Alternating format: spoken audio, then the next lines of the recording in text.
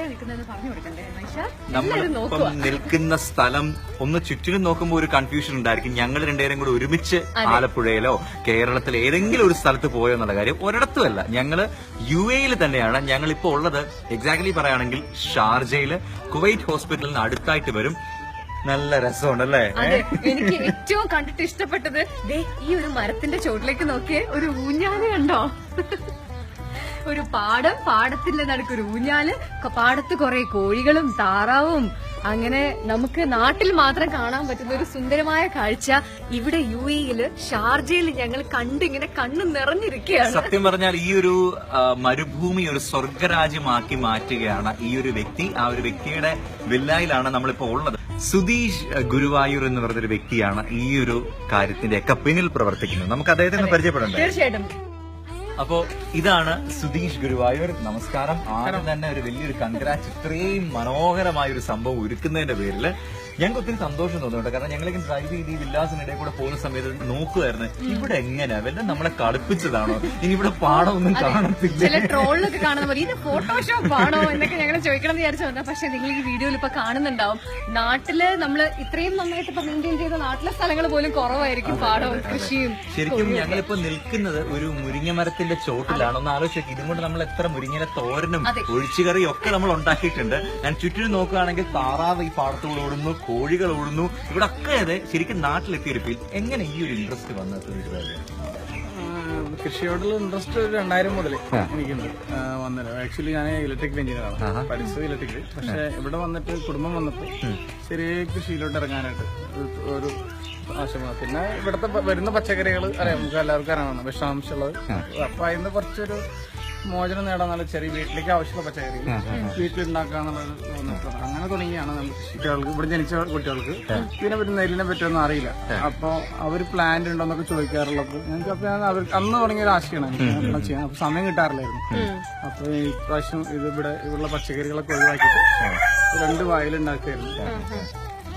ഇവിടെ കഴിഞ്ഞ ദിവസം അറിഞ്ഞു കാണും, ഞാറ് നടലാണ്. അവര് വന്ന് ഞാറ് നടലാണ്.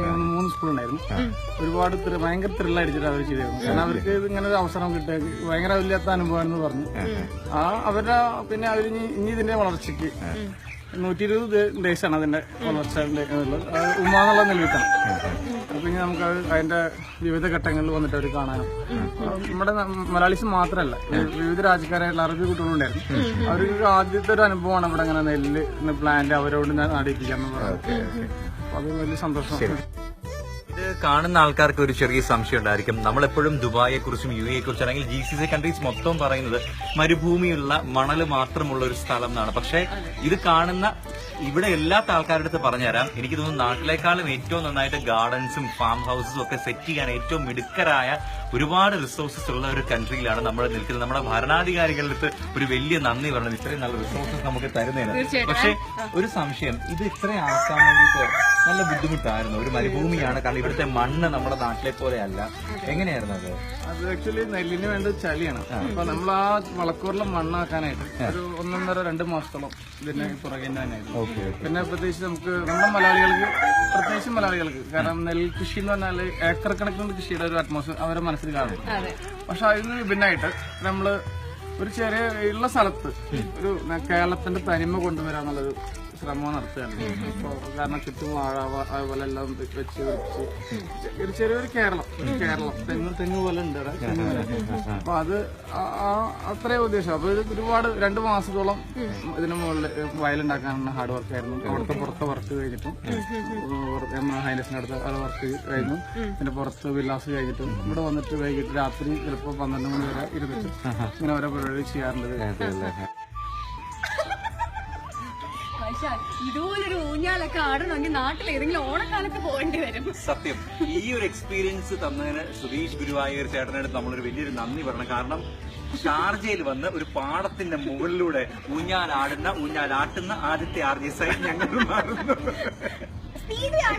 അയ്യോ പറ്റണ്ടേ?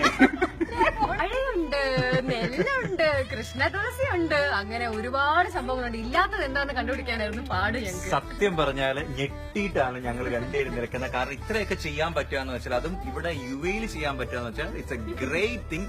നമ്മൾ പല സമയത്തും സ്പെൻഡ് ചെയ്യുന്ന ടൈം ഒന്ന് ആലോചിക്കുക സമയം. ഏതൊരു പാട്ട് കേൾക്കും, അല്ലെങ്കിൽ ഡ്രൈവ് ചെയ്യും, അല്ലെങ്കിൽ ഏതെങ്കിലും കോഫി ഷോപ്പിൽ പോകും, അല്ലെങ്കിൽ ഷോപ്പിംഗ് മാളിൽ പോകും, അല്ലേ കിടന്നുറങ്ങും. ഇതൊന്നും അല്ലാതെ ലൈഫിന് എന്തെങ്കിലും ഒരു മീനിങ് വേണമെന്നുള്ള കാര്യത്തിന് നല്ലൊരു എക്സാമ്പിൾ ആണ് സുധീഷ് ഗുരുവായൂർ എന്ന വ്യക്തി. ശരിക്കും റിയലി അപ്രീഷിയേറ്റ് ചെയ്യുന്നുണ്ട്. ഇത്രയും വലിയൊരു എഫേർട്ട്. അത്യാവശ്യം നല്ല പച്ചക്കറി വേണം, പിന്നെ ഈ പാടമൊക്കെ ഒന്ന് വന്ന് കാണണം. എങ്ങനെയാ ചേട്ടാ കോൺടാക്ട് ചെയ്യാം? കോൺടാക്ട് ചെയ്യാം. 055 മൊബൈൽ നമ്പർ ആണെങ്കിൽ 055 178 4828. 1784828. പിന്നെ അതുകൂടാണ്ട് സുധീഷ് ഗുരുവായൂർ എന്നുള്ള ഫേസ്ബുക്ക് പേജ് ഉണ്ട്, അതുപോലെ പ്രൊഫൈലുണ്ട്. സുധീഷ് മെസ്സേജ് അയച്ചു കഴിഞ്ഞാൽ അല്ലേ? ഓക്കെ. അപ്പൊ കാണുന്ന ആൾക്കാരുടെ അടുത്ത് പറയാണ്, ഇത് ഒരു തവണയെങ്കിലും നിങ്ങൾ വന്ന് കാണുക. അവസാനം തിരക്കാകുമോ ഞങ്ങൾ ഇപ്പോഴത്തെ സന്തോഷമുണ്ട്. നിങ്ങൾ ഇവിടെ വേൾഡ് ഓഫ് ടീം വന്ന് കാണാനും ഇന്റർവ്യൂ നടത്താനും മനസ്സ് കാണിച്ചു കഴിഞ്ഞു ഒരുപാട് സന്തോഷം. ഒരിക്കൽ കൂടി നന്ദിയുണ്ട് ഞങ്ങൾക്ക്. ഒത്തിരി ഒത്തിരി സന്തോഷമാണ്. സന്തോഷമുണ്ട്. Thank you so much. Thank you.